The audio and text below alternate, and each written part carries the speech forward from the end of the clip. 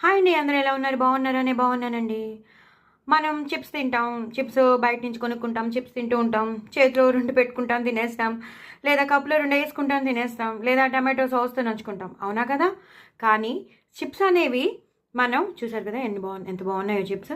ఏ hot chips అయినా, అంటే కారంగా ఉన్న చిప్స్ అయినా పర్లేదు, ఈ చిప్స్ అయినా, ప్లెయిన్ చిప్స్ అయినా పర్లేదు. ఇలాంటి చిప్స్‌ని ఇలా మనం టమాటో పచ్చడి చేసుకుంటాం చూసారా? జస్ట్ పచ్చిమిరపకాయ, కొత్తిమీర, అలాగే టమాటో. ఆ పచ్చడి చేసుకుంటాను చూసారా పోపులో వేసి, ఆ పచ్చడి చేసుకుని ఈ టమాటో పచ్చడిలో ఈ ఆలు చిప్స్ నంచుకొని తింటే అసలు నేను నిజంగా చెప్తున్నా, మీరు సాస్‌లో నంచుకోవడం మానేస్తారు.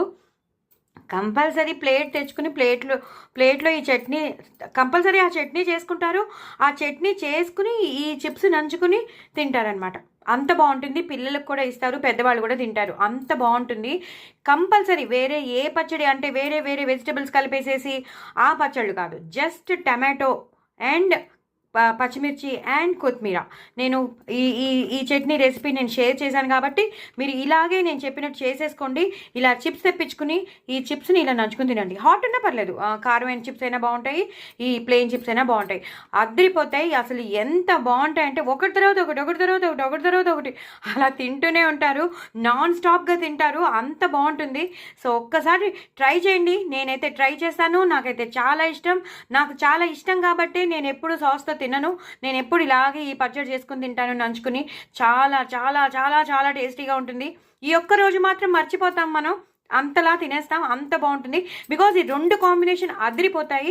సో, ఒక్కసారి ట్రై చేయండి. నేను చెప్పాను కాబట్టి ఒక్కసారి ట్రై చేయండి.